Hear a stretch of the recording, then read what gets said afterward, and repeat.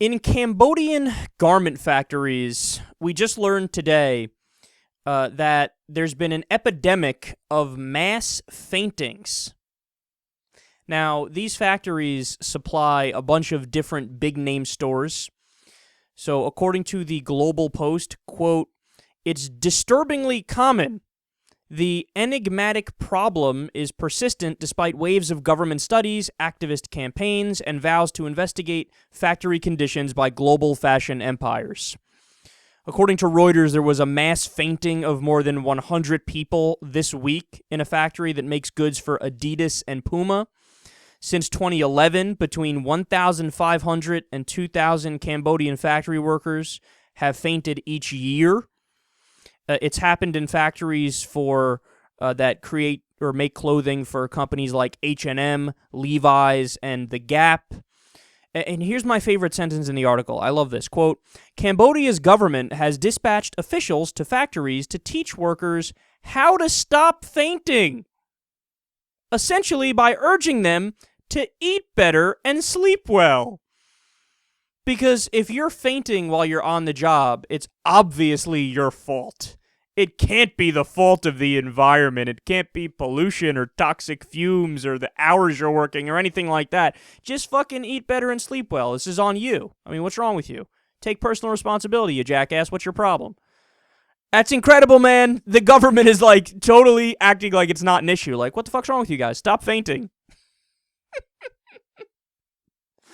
I mean, it would be the funniest thing ever if it wasn't such a disastrous reality of the world that we're living in.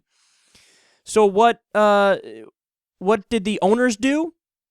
Well, they also blamed the fainting on the workers. And I like this. They said, it's because they're partying too hard. It's because our workers are too rowdy and they're partying too hard in the few hours that they have off. But the real reason, of course, is, to get serious here, poor diet, heat, long hours, bad ventilation, and toxic fumes. And I mean, naturally, in a place like Cambodia, there's no efficient government safety regulations. There's no labor laws. So this is what happens, man. This is what happens when you outsource all of these jobs, these what could have been good American middle-class jobs that could have been unionized if we kept up with good policy. You outsource them to these third-world countries, and then what happens? You end up cutting the price of Pumas by 57 cents, and you have zero regulation and slave labor, all to do what? To just enrich the corporate elite by a few extra shekels so that they can buy a second yacht, as opposed to being okay with their 2 mansions plus a vacation beach house in the Hamptons plus 1 yacht. Oh, the horror of only having 1 yacht and a Maserati. I need a Lamborghini and a second yacht too. And that's what we're dealing with here, man. And to me, whenever I read stories like this, I think of the hate aspect of my love-hate relationship with libertarians. Don't get me wrong, me and libertarians are like this when it comes to foreign policy, we're like this when it comes to drug policy and social policy, and I think they're way better than the Democrats on those issues, you know? I'm with them 100% on those issues. But when it comes to economics, I mean, they're on fucking Neptune, and this is the example of it right here. Well, here's an example where there are no government regulations in Cambodia, and what happens? There are mass faintings because people are sucking in these disgusting toxic fumes that end up with people fainting.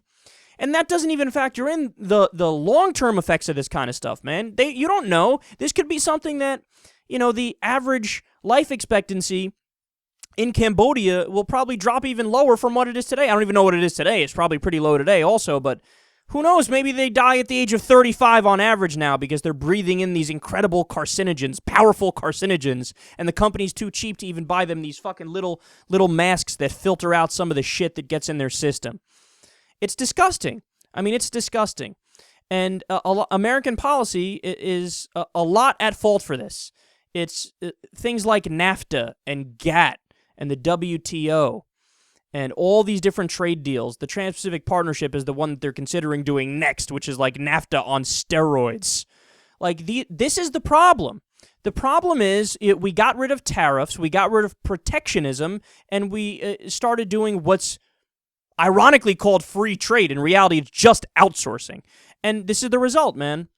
You have higher unemployment in the U.S., the middle-class jobs get shipped overseas, poverty increases in the U.S., there's a war on the middle class, and the jobs that are created overseas end up, killing people when they're young from breathing in toxic fumes, and there's no regulation. This is the results of a global economy right here. It just enriches the elite. It makes a few people billionaires as they suppress and repress people around the world, and everybody else struggles. Is this what you want to be in favor of? Look, if you look at a situation like this and you think that the answer is less government, there's no hope. There's no hope for you.